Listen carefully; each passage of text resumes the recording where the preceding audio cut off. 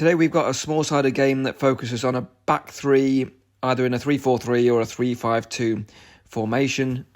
And we're going to work through, one, what do we shape up like with the ball and what's our objectives when we've got the ball.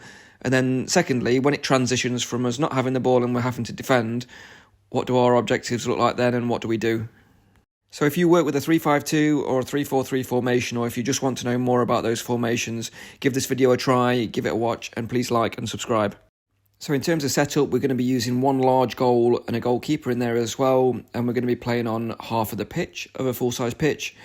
We're going to have two mini goals, which are going to represent us playing out to the wide wing-back players. We want to cone off the pitch as shown, so we're going to cone off the wide areas outside of the area just so we make it nice and narrow. And we're dictating where we want the ball to be played just so that we get the objectives of the session out. And finally, we want to cone off the final third area, which is the red cones, and we'll go through that in terms of the instructions in a second. So this is a directional game. The whites, when they win the ball, are trying to score in the big goal past the goalkeeper, and the blues are trying to score into the mini goals in the wide areas. The ball will start with the back three every time that you reload, and those guys are trying to play through the midfield into the blues past the red cones, and then we're trying to play into the mini goals. So that represents us building out from the back, playing through midfield and playing into a wide area where the wing backs are. What we want to be seeing when we are in possession as a back three is being nice and wide like they are now. So you can have full coverage of the back line like a back four would be, but you can do that with three players so that you can have the overload in midfield and be more aggressive in attack as well. So we want them to be nice and wide in possession. And then if whites win the ball back, they get 15 seconds to score a goal, so they've got to hit a really fast counter-attack. And what we want to see from the back three then, so here, whites have won the ball, we want to see that them blue back three players get really narrow, delay, try and make the play really predictable, just so that our midfield players can get back in help. But so the whites have got 15 seconds to score. If they go over 15 seconds, the ball just reloads to the blue players playing out from the back again. Before we get into the coaching points, please like and subscribe this video. A thumbs up and a like really helps, and it's greatly appreciated if you took the time to do that. Thank you. So in terms of our coaching points here and what we want to get out through the objective of this session is that we are fundamentally looking to make our players understand where they should be positionally when we're playing out from the back. Now, a back three is really powerful in possession because, like I said earlier in the video, you can cover the full width of the pitch with a back three. So you've got two wide players who get into almost full back positions and a centre-back that acts as a pivot to switch out if they need to. And that gives you an overload in midfield as well. If you're thinking about a formation on a match day, that gives you an extra play in midfield and allows you to play with two strikers as well if you're playing a 3-5-2. So the advantage of being able to maintain possession as a back three is absolutely essential. And what they want to be in the mindset of is being support function players. They're not going to do overlapping runs or underlapping runs. They might step into midfield, but they want to be a support function so they can play through, it can be played back and they can play forward again. So they're always there to rotate possession out and switch play if required. And a back three is fantastic for switching play.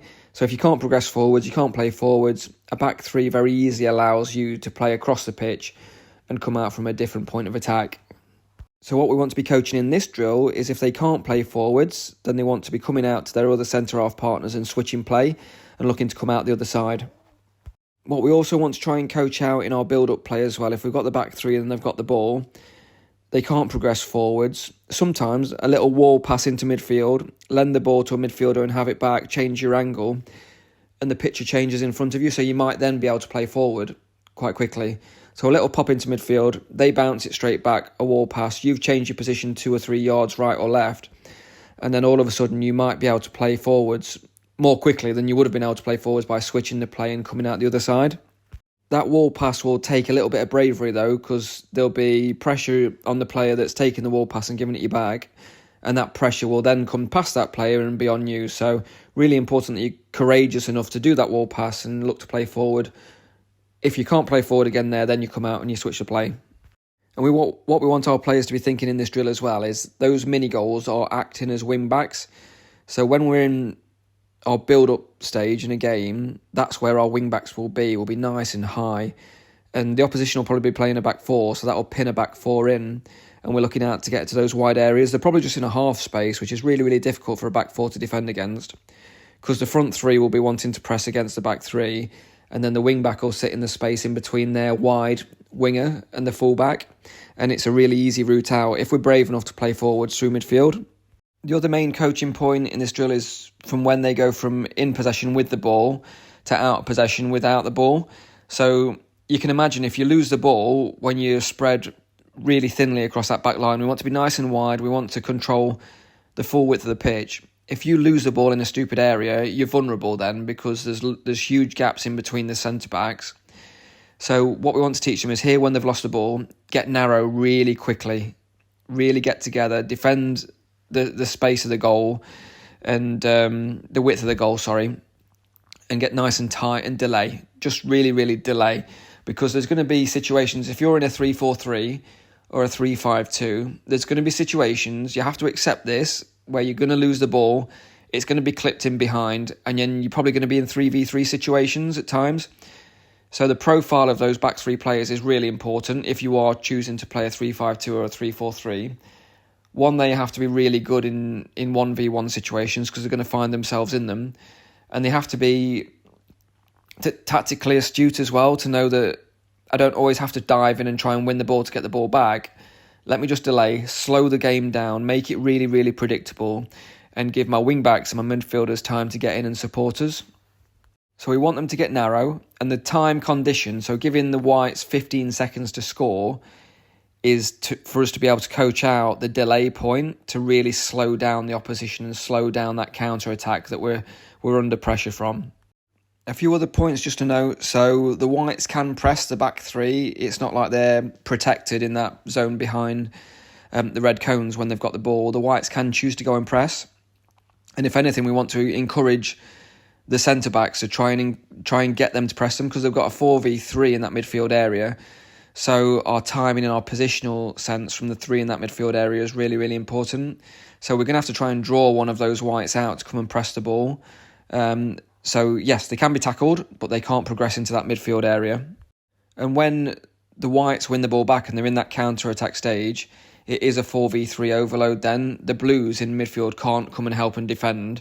What we're trying to really train out is that delay point. So you've got 15 seconds to score, delay, and get through those 15 seconds because that would act as our midfielders and our wing-backs getting into help us. That should be enough time for us to get back into shape and to be really comfortable with our shape out of possession without the ball.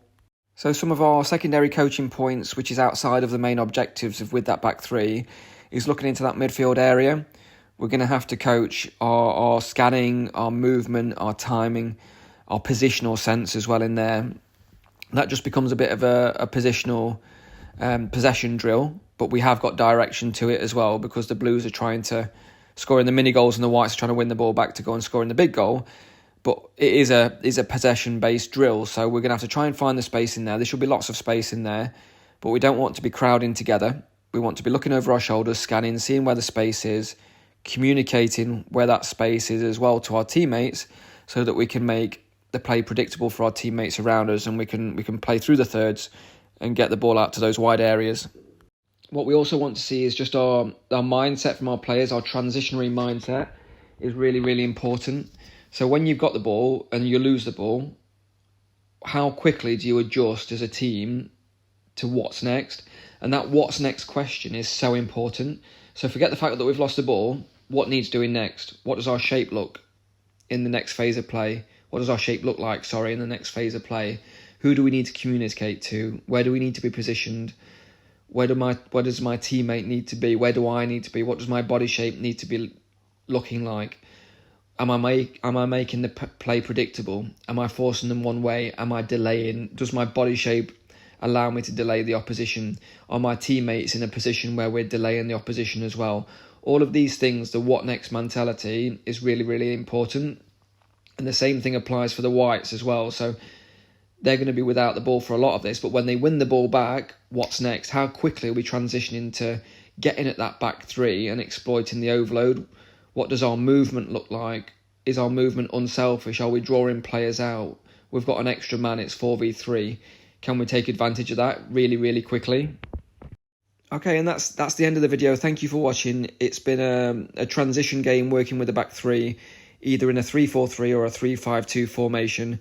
Hopefully that really helped. If it did, please drop a like and subscribe, and drop a comment to tell us what you thought and if there's anything that you'd like to see.